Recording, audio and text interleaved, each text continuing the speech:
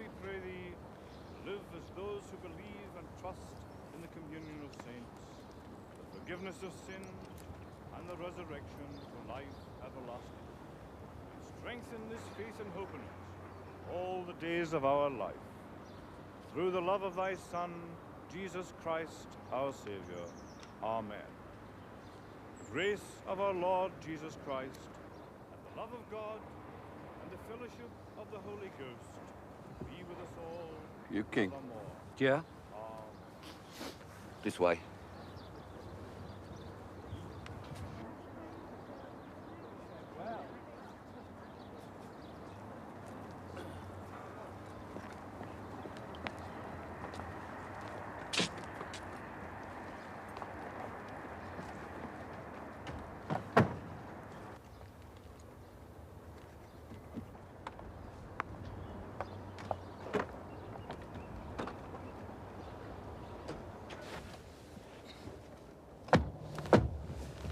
This was my cousin Charlie's funeral. Not a close cousin, but family all the same. He worked for us. He died smacked by an articulated on the Guildford bypass a week ago. Police say it was an accident. We're not so sure. Yes? Yes, what? Nothing. He was on his way back to Bushy Mead after delivering 172 grand to an associate of ours, a Mr. Ed Becker. Cash? Cash. We were in contact with Ed Becker the day Charlie copped it. He said he never received the money. We know that he did. The day after Becker lied to us, he disappeared. Hasn't been seen since. I see. You're a debt collector, I'm told. You find people and make them pay. Becker may be here, or in Cyprus. We want you to find him. Yes. The reason we're asking you is that we're being constantly monitored by a certain lot of CID. We wish not to be seen to be involved in this particular recovery operation. Here's our accountant's card. Talk to him. He knows all about it. My fee is 15% of everything I recover. Rubbish. Find the money and we'll give you 10 grand. Yes or no? Yes. I usually ask for a little float to cover up front expenses. Say 500. Where do I phone you? You don't. We ring you. There's 170 odd grand in cash floating around out there. Never give us reason to think that you got itchy fingers. Oh, no.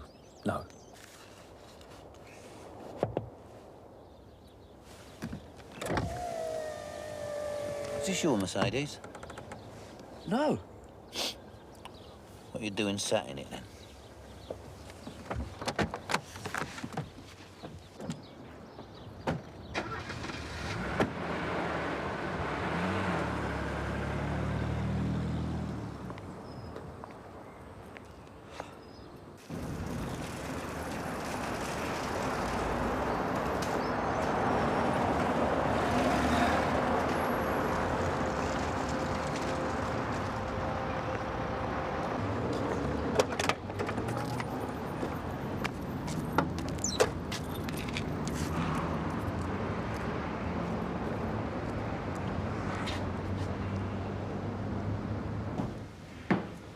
Well, you really have landed on your feet this time, my son. God, you have done well. Well, this is some place, isn't it? Is it? Well, it is, isn't it? I mean, there's nothing a tank a load of duluths won't put right. You can have a few sticks of furniture on the knock, colour telly over there. Over there, you could have one of those small bars with a thing that folds down with a mirror and a light in it. Be lovely. Yeah, I don't wish to be seen to be looking a gift horse in the mouth, carping or anything, but I do have a problem. What? Water. Water? Water. What do you mean? There's no water here.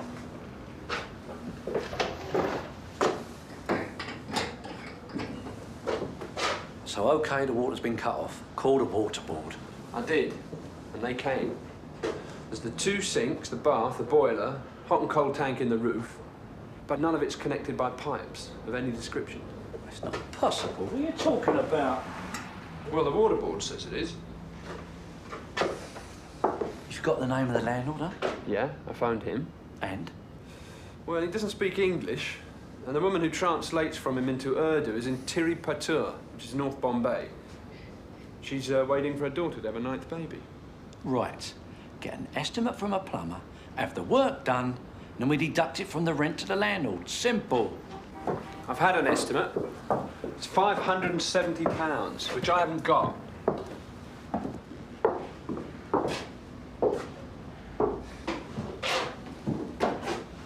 I want to address you in plain language. Listen without interruption, please. Understood? OK. I bought Manor Debt Collecting in Barnet Avenue E2 for 15 grand. Now, the premises are now wrecked. There's doubt that it's covered by insurance. There's my doubt I'll ever get rid of the lease. The £250,000 of the bought-in debts from the McElroy organisation, my expectations were that I'd get a reasonably quick return. So a regular 30 grand a year for the next 5 years. Now, I don't think so. You following me? Yeah. Right. You need this flat. You need running water and other amenities. Because in order to recover your son through our courts from your ex-bitch who wishes to adopt him off, you've got to be seen as a substantial person. A decent income, decent residence, right? Right. I've just been offered a job that's going to produce 10 grand. £10,000 cash. Now, while driving from there to here, I'm thinking, what will my sensitive employee think of it? I mean, dare I take him totally into my confidence? Can I face the moral outrage and anger he will instantly unleash? What are you talking about? You need money. You've got to be a little less scrupulous about how you earn it. OK, come on, out with it. A known villain has run off with a great deal of cash that isn't his. A couple of fairly heavy folk would like us to locate him. Let me expand on that. The fairly heavy couple are none other than the Cassons, a local family of villains that quite frankly frighten me. Frighten you? Yes. Terrific. Well, you need the money. What money? I'll give you 2 grand out of my 10 if we earn it. What, £2,000 for me? Yeah. Well, desperate times, desperate measures, I suppose.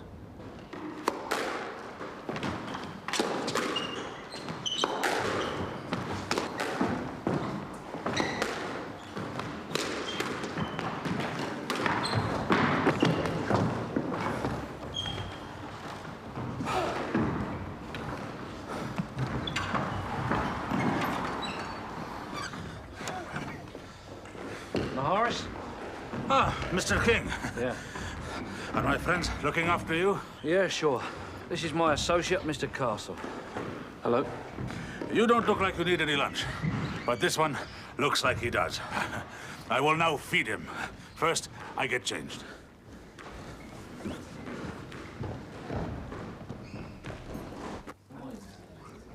I'm an Egyptian. Our civilization was founded on building tombs, enormous tombs, and then robbing them. When there were no more tombs to rob, we did the next best thing. We became the best accountants in the world. So, I'm an accountant. I have many clients, important people. 1 or 2 of them are very honest people. It's Ed Becker we want to talk about.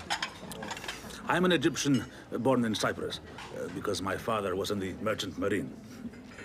So I have always known Cyprus. And Ed Becker relates to Cyprus, huh? I tell you all the stories, all the business. A car is stolen in Hampstead at 6 in the morning. It is on the cross-channel ferry at 10. It is in Marseille 2 days later. It is in Cyprus 1 week later. In Cyprus, it is sold to someone in the Middle East. It is a good business when you are dealing in hundreds of cars.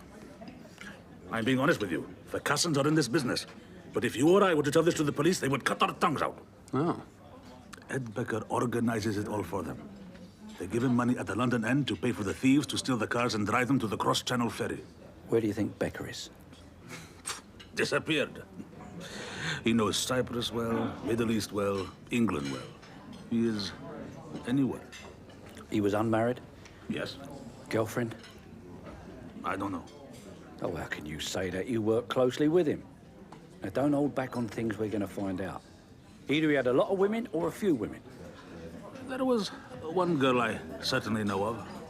Do you happen to know her name and address?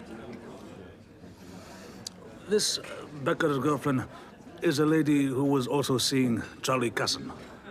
Fortunately for Becker, Charlie Casson died without finding that out. I can give you her address. I'll tell you about a good accountant, and Maharis must have been the best for the Cassons to have chosen him. A good accountant never gives away a spare word about his clients, not even to his clients. And yet he never stopped talking. Meaning? I don't know. It's odd.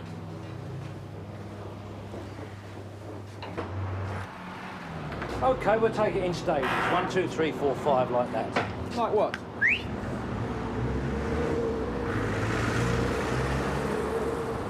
At any stage, if you want to pull out, you pull out. Is that fair? And the $2 grand that you're in it for, you either want it or you walk away. We'll take it in stages. Right, you go and talk to the girlfriend. Be subtle, please. And I'll interview this new temp. I thought she was supposed to be permanent. She's temp until I say she's permanent. Then I'm going to go and look into this lorry collision that killed Charlie Casson.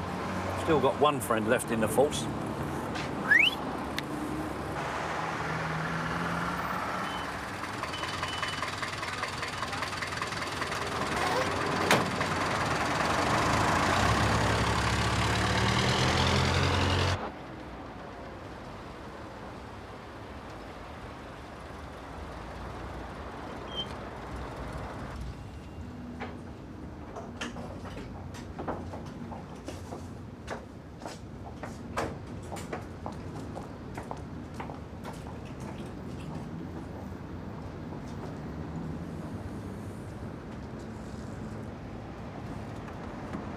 Janice Henley?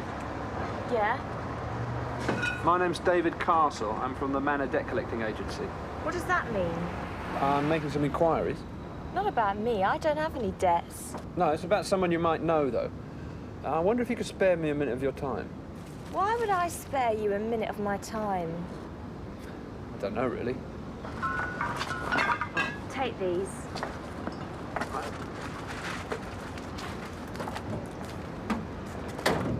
Come on, then.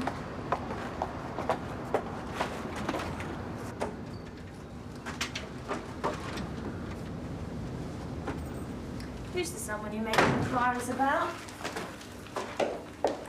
Mr. Ed Becker. I haven't heard of that one. Becker? Bentley. I know a Jack Bentley. No, Ed Becker. What's he supposed to have done? Well, that's a long story. Not too elevating.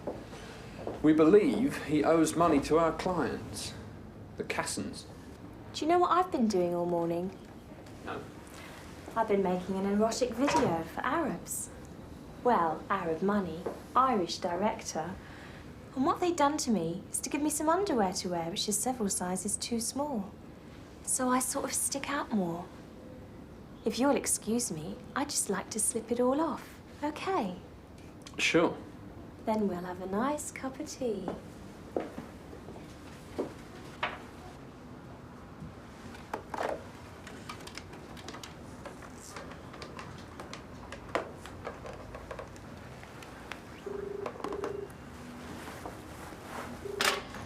Hello? It's me, Janice. Get me Ed. Skirt called Janice.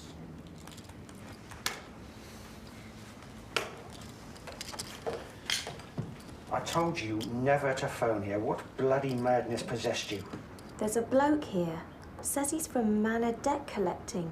He knows. He says, I want to talk to your boyfriend, Ed Becker. Manor debt collecting? What's that supposed to mean? What debts? He says you owe money to his clients, the Cassons. Right. Keep him there. I'll send someone round to deal with it. Why don't we go into my lounge? We can watch the bits of video I made this morning. Want a beer? No, thanks. In the fridge, there's one of those ready-mix pina coladas for me.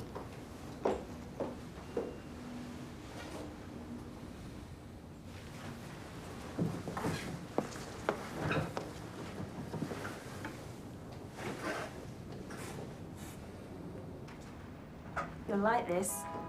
It's terrific. I'm sure you're sophisticated, yeah? Oh, you look so wonderful in the moonlight. You can handle it. So do you. I'll dress you here. Mind you, this boy really is unusual, wouldn't you say? I bet he's got an interesting private life.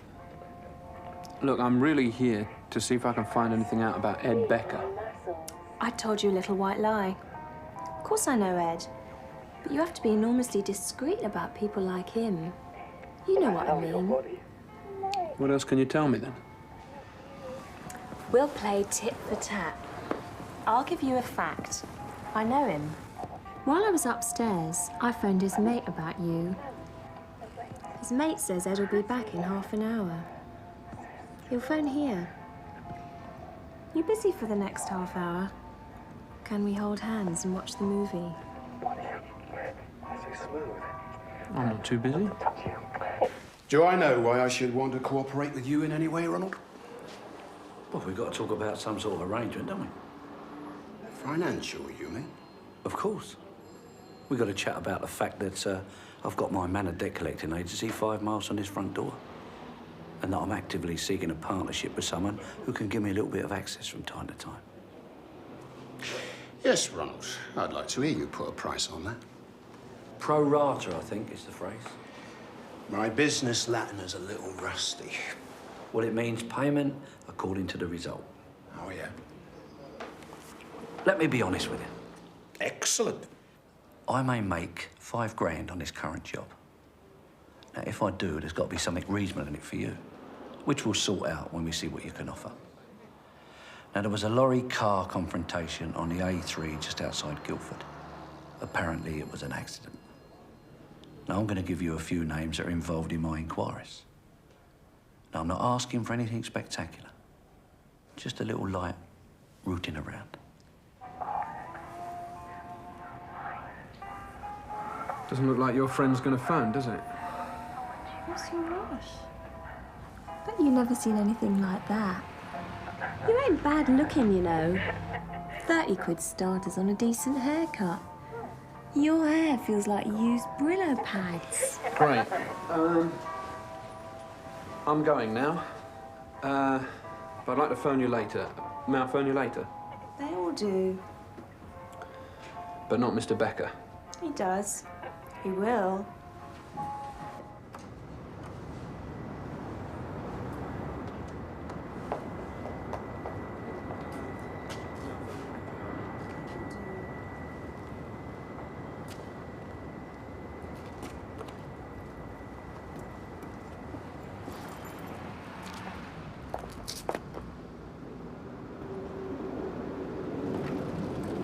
You think the Cassington will send a hitman on a moped? It's brilliant. Who'd suspect a bloke on that thing? I don't. It don't look right. You're not paid to think. Just get after him.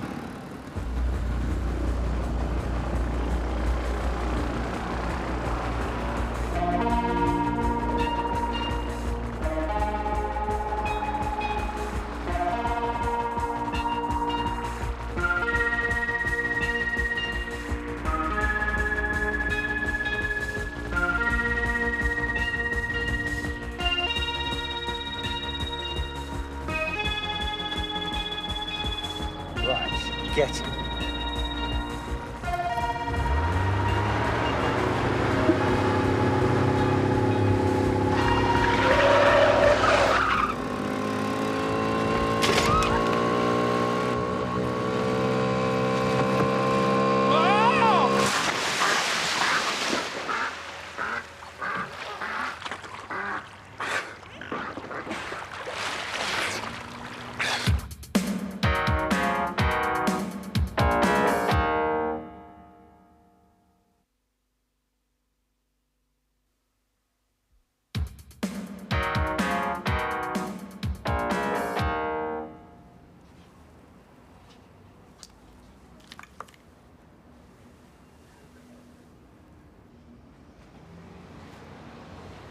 Yes, sir?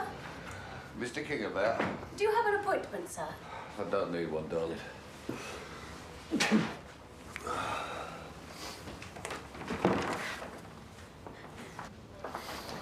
This man just pushed in. That's all right. Close the door up. I'll see you're busy then. Hope it's for us. Progress? Yeah, relatively successful. We appear to have contacted Becker. But you lost him. The Cassons hired you for results, not by next Alice comic, but now. When are you going to come up with something? We were only contracted yesterday. Look, he's out there. We can't go after him because the Bill's watching us. Just find him, put him under lock and key. Which means stop sitting on your ass reading the life.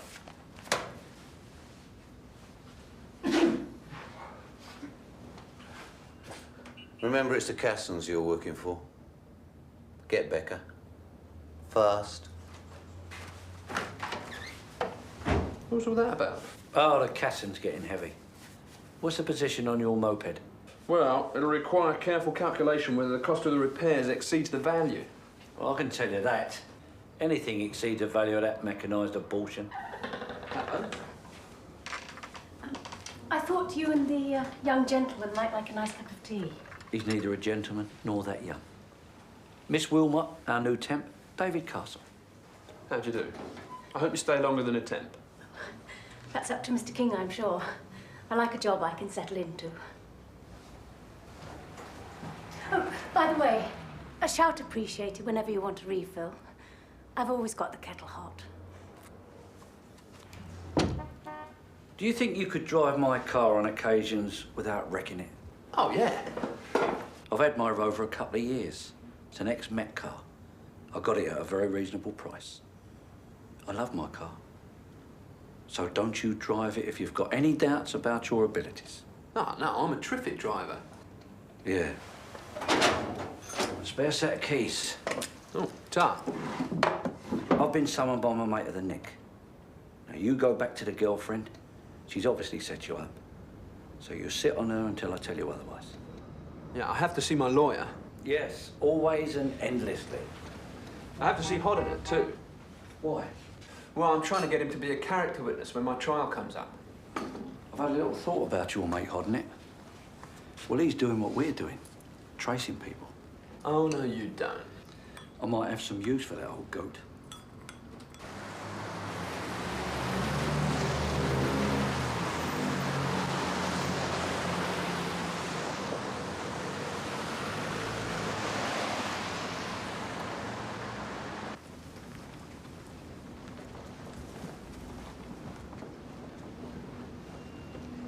The gentleman over there, sir.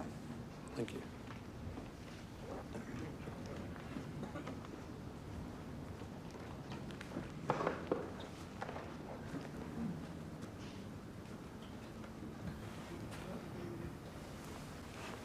Mr. Hodder.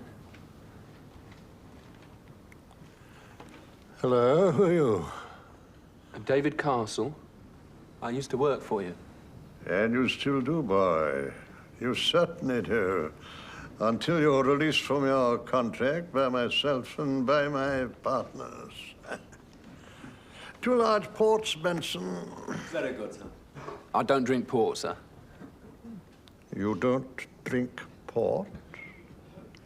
Then what do you drink? Oh, I'll have a soft drink, please. Not in here, you won't. Not in this club. Not with me, my God. We don't have that kind of nonsense. We don't have Nancy boys. When did you become a member? No, I'm not a member here. Then I must warn you, you may have problems. Look at you. The cut of your jib. There are still standards. In a world of no standards, this place is the last refuge for gentlemen. I'm talking about the basic proprieties. Now, what are you talking about? Mr. Hodder, I wondered if we could talk about the idea of using your expertise and facilities to help us trace some people. I mean, the general area would be very similar to the work you do in your genealogical research. You see, The fact is, although Mr. King wants to keep the company a two-man operation for the meantime, business is looking good. And you know, very soon we're going to need to take on some additional help on a semi-permanent basis. And I think we could make you a very interesting offer.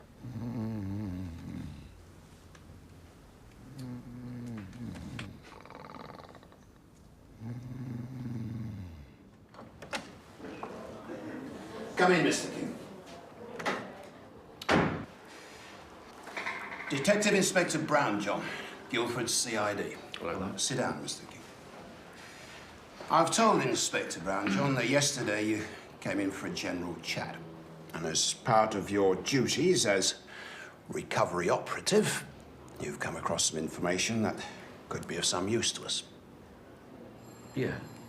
Because you're an ex-detective of outstanding record, we believe we can take you into our complete confidence. Oh, yeah, sure. Now, Inspector Brown, John, has been looking into that fatal motorcar death of Charles Casson. It wasn't an accident. He was hammered off the road into a stone wall by a large DAF truck. I see. Possibly. But what you don't see is why CID have kept the lid on this. Why? Well, as you know, there are one or two villains in our Cypriot community. When we go poking around in there, they all close ranks. Our approach, therefore, has been softly, softly. We have a full description of the truck driver who caused the death. The collision was witnessed by a lady motorist. She discreetly followed the truck, which sustained a slow puncture in the collision. The truck driver stopped a couple of miles up the road and abandoned it. And the description of the driver? 6'2", black, leather jacket, blue jeans. That's the latest description, yeah? Right. Charles Casson was murdered. Casson was a member of the famous Casson family from round your way, Battersea. This could be a gang killing that could light the fuse. Followed by a large bang, out of which CID may be able to collar another Casson or two. Yesterday, you mentioned 4 names. George and Harold Casson, Ed Becker, and a man called Maharis. The first 3 are known to us. A lot of form. Can you tell me where we can find Maharis? Well, no, not really. You see, I was taken to a meet with him in a car park near Richmond Golf Club. But why? Now, come on. Tit for tat, huh? You tell me why you want him, and I'll go and look for him. The old lady led us to the truck. The truck is registered to Limassol Motor Parts, PLC, the major shareholder of which is a man we can't trace. The man you met in the car park, Maharis.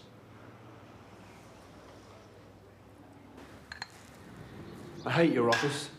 Why? No, I can't really tell you, can I? Well, you can't make remarks like that and leave them hanging on air. Okay. I just don't like to think of all the injustice and suffering that walked through that door and was translated in this room into your income. And the shiny new Jaguars of fat barristers. What a cheek. Well? Well, what? I've got a point, though, haven't I? No, you do not have a point. That's exactly what I mean.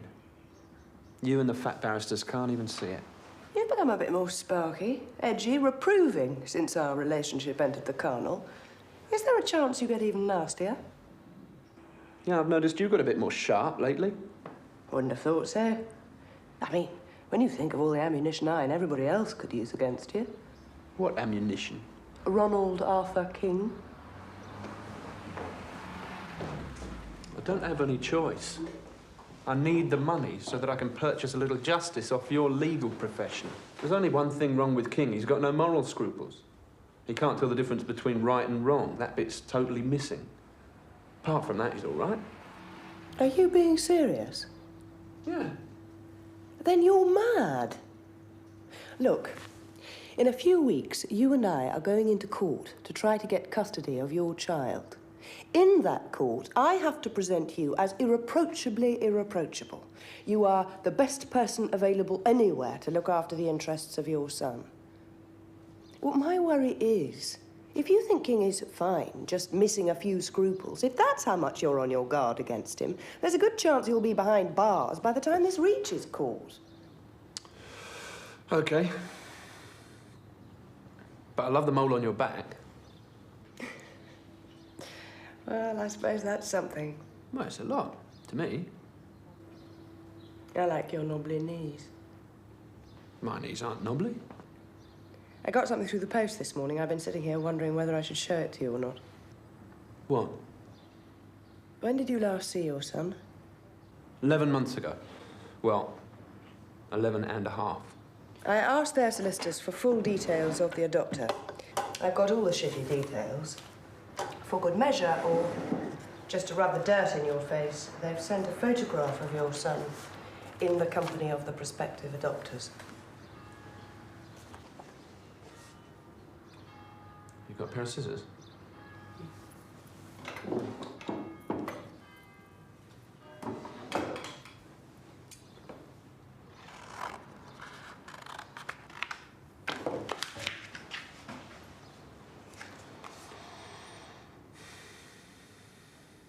Really want to see him. I'm afraid you can't before the case. Back to work, then. When do I see you? Why are you saying that as if it's up to me? You're the one. I'll phone you later. Oh, if you do come round to my place later on, remember to go to the toilet first. What are you talking about? Well, I've got no water. Why is the water turned off? Oh, it's not turned off. Just a bit short on piping. That would sound really terrific in court. 3-bedroomed, fully modernised flat, but no water. Yeah, well, I'm going to do something about it. Well, while you're adding that to your intellectual problems, you'd better come and have a bath at my place tonight. OK. See you. No water?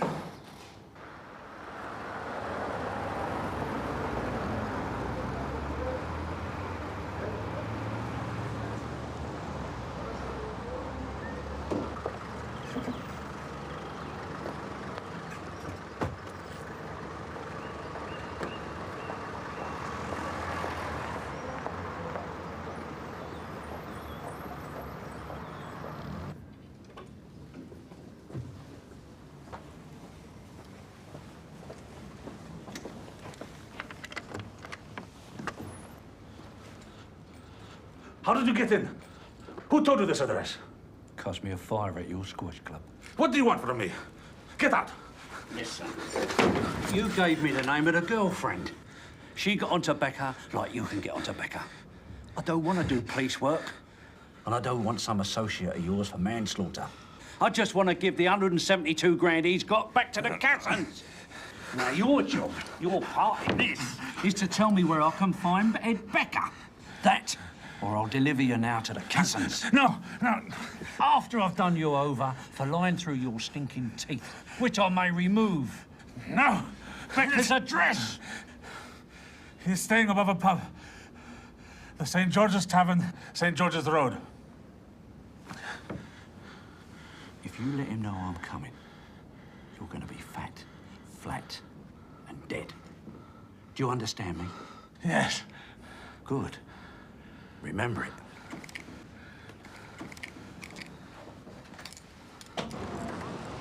Hello? Big Bear Bouncy Boobs Incorporated? Is that man up there collecting? Oh, God. This is Mr. King. Is that Miss Wilmot? Sorry, I thought it was my boyfriend. He was phoning just before you. Will you instruct your boyfriend not to phone during office hours? I mean, sir. Mr. Castle there? No. He phoned about 5 minutes ago. He's on his way in. Now take down this address and tell him to wait outside there for me. St. George's Tavern, St. George's Road, Battersea. You got it? Yes.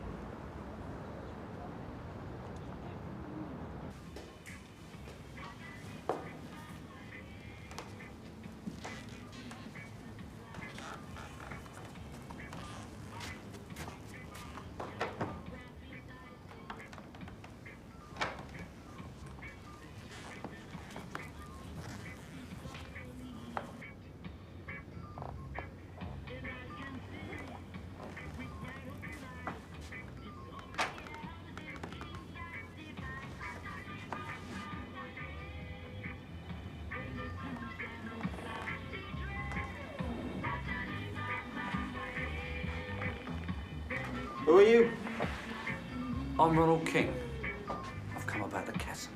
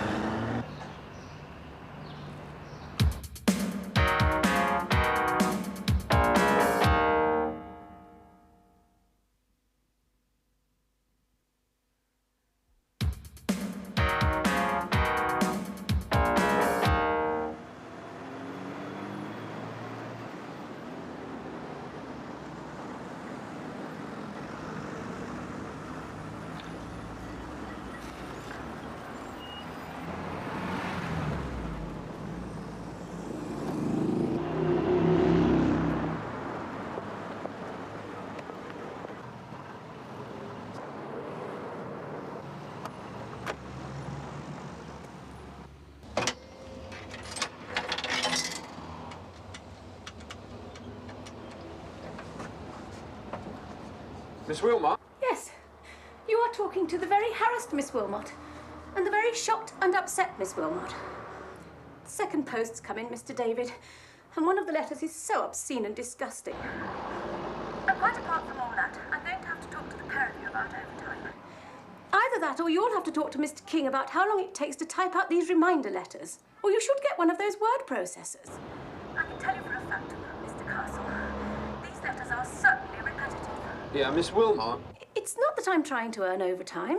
I don't want overtime. I want it regular, 9 to 5. I mean, my evenings are important to me. Shut up. Mr. Castle. Is Mr. King there, or have you had a message from him? No. Well, yes, I've had a message. For you, actually. Not exactly from Mr. King. Passed on by a publican of some pub. Yeah?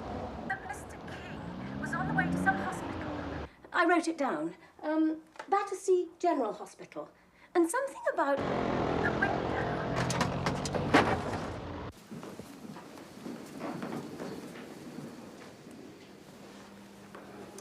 He fell from the first floor. Is he a window cleaner by trade? Yeah, yes. Ah. Well, don't keep him too long. Hello. How are you? Huh? I thought that would have been obvious to a deaf, dumb, blind and illiterate Aborigine. Oh. What's the damage then? Damage? Damage? I'm not a full transit that's been in a shunt. What are my injuries, you should be asking? Oh. Apart from 2 ribs, there's nothing broken. However, I'm unable to stand upright because of leg ligaments that are torn, strained, or sprained. Now I suppose you're going to ask me how it happened. Well? I got thrown out of a first-floor window into a backyard by that Becker. How long ago was that? I don't know, about an hour or 2. I was there, out the front. I was screaming in agony in the yard, and you were out front? Not for long. I followed Becker in your car. My car? Have you damaged it? No. Where did he go?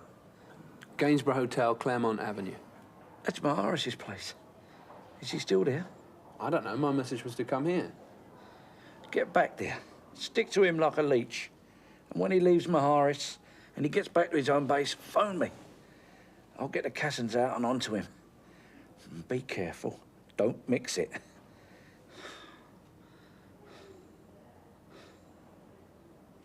What are you doing here sitting like a garden gnome for? Go! Oh!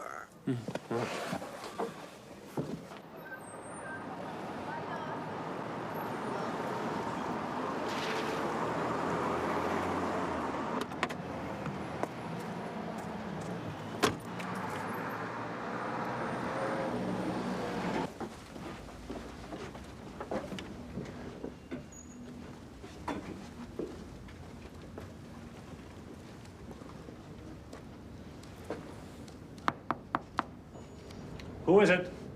Manager.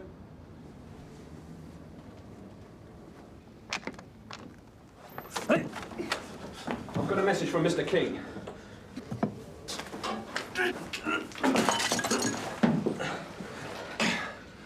I'm sorry about this, but I'm just doing my job. I've got a message from Mr. King. Unless you provide him with Ed Becker's address, he's informing the Cassons about you.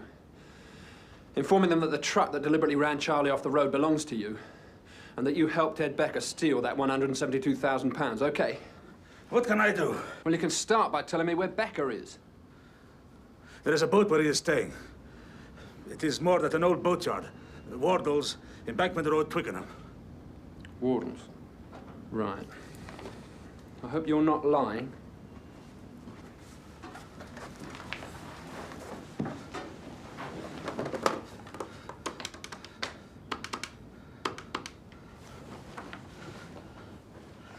Maharis, give me Becker.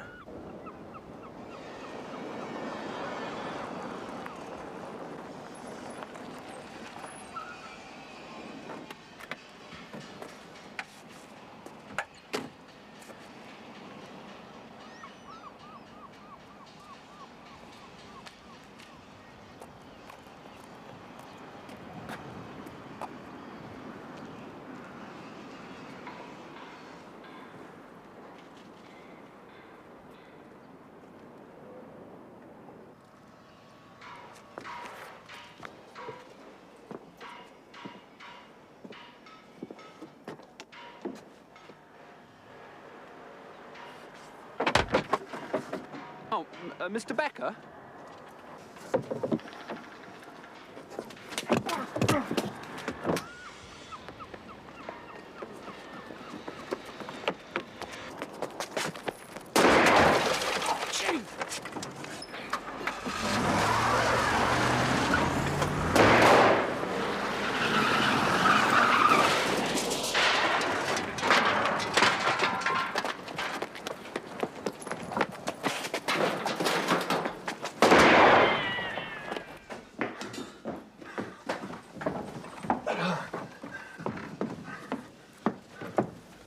You up there?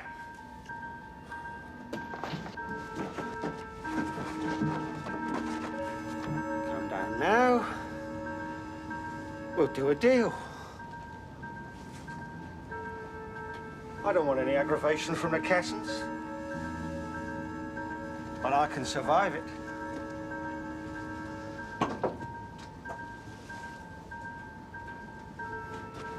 Come on, my son. There's no good hiding. You're not going anywhere. Show yourself, or you're finished.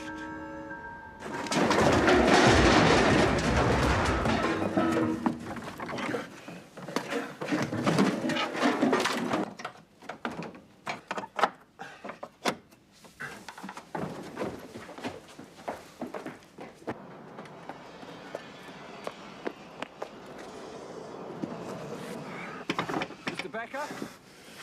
There's only one way out of the building. It's about a 25-foot drop. Break your legs. You'll end up in hospital alongside Mr. King when the Cassons come visiting. Mr. Becker, I want this money you took off the Cassons. I'll do a deal. Let me out, we'll talk. Now get rid of the gun first, then we'll talk.